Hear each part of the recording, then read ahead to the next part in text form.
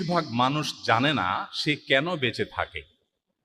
পৃথিবীর বেশিরভাগ মানুষ জানে না কেন সে নিজের জীবনকে বাঁচিয়ে রাখে। আমি যদি এটাকে অন্যভাবে বলি, আপনারা যদি মনে কষ্ট না নেন, অনুমতি দেন, আমি এটাকে একটু একটু ঘুরিয়ে বলি, এটার বাস্তব চিত্রটাকে তুলে ধরবার জন্য। আমি কদিন আগে অস্ট্রেলিয়ার সিডনিতে আমাদের প্রবাসী বাংলাদেশিদের আমন্ত্রণে একটা প্রোগ্রামে গিয়েছিলাম। সেখানে আমার এক বন্ধু, তিনি পৃথিবীর নামকরা একটা কোম্পানিতে জব করেন। তো তার বাসায় দাওয়াত করেছেন, খাওয়া দাওয়া করলাম। প্রসঙ্গত জিজ্ঞেস করলাম, ভাই, ওনার সাথে আমার পরিচয় প্রায় 2-2.5 যুগ আগ থেকে। জিজ্ঞেস করলাম যে আপনি দেশে অনেক ভালো প্রতিষ্ঠানে পড়াশোনা করেছেন, অনেক বড় ইঞ্জিনিয়ার হয়েছেন, এই কোম্পানি আপনাকে হায়ার করে এনেছে, চাকরি দিয়েছে এবং হ্যান্ডসাম একটা অ্যামাউন্ট আপনাকে দেয় মান্থলি।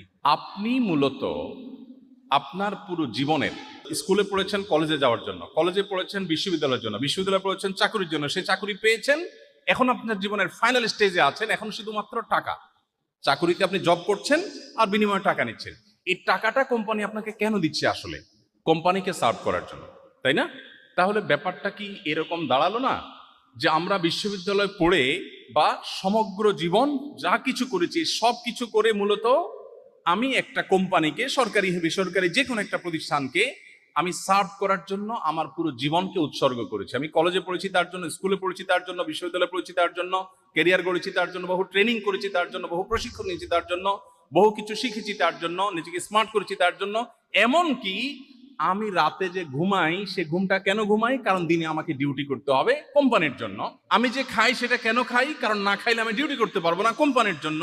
তাহলে দিন শেষে আমাকে কিছু টাকা দিয়ে কোনো একটা কোম্পানি তার ব্র্যান্ড ভ্যালু বাড়াচ্ছে, তার প্রতিষ্ঠানকে গ্রো করছে, পৃথিবীতে প্রতিষ্ঠিত করছে। আমি তার সার্ভেন্টের মতো, আমি তার পারপাস সার্ভ করার জন্য কিছু টাকা পাচ্ছি। সেই টাকা দিয়ে আমাকে আর আমার ফ্যামিলিকে সরল অর্থে বলতে গেলে ভালোভাবে বেঁচে থাকার ব্যবস্থা করেছে। আমি বেঁচে আছি কেন? তাকে সার্ভ করার জন্য। এই কনসেপ্টটা কি ঠিক আছে? এই যদি হয় আমাদের জীবনের লক্ষ্য, তাহলে এই জীবনের চাইতে দুর্ভাগ্যজনক আর কোনো জীবন হতে পারে না। আমি বেঁচে আছি কেন? একটা কোম্পানিকে, XYZ কে সার্ভ করার জন্য। তিনি বিনিময়ে আমাকে যে টাকাগুলো দিবেন, এগুলো আমি কবরেও নিতে পারবো না।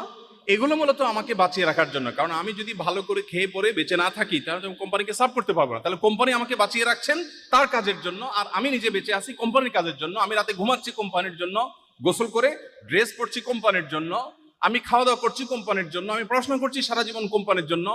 এটা কি কোনো একজন মানুষের জীবনের লক্ষ্য হতে পারে? গতকাল নর্থ সাউথ ইউনিভার্সিটিতে একজন স্টুডেন্ট প্রশ্ন করেছেন। 9 শতাধিক প্রশ্ন সেখানে এসেছে। এর ভিতরে প্রথম প্রশ্ন যেটা আমার নজরে এসেছে সেটি হলো, মানুষের জীবনে ধর্মের কি প্রয়োজন বা অপরিহার্যতাটা কোন জায়গায়?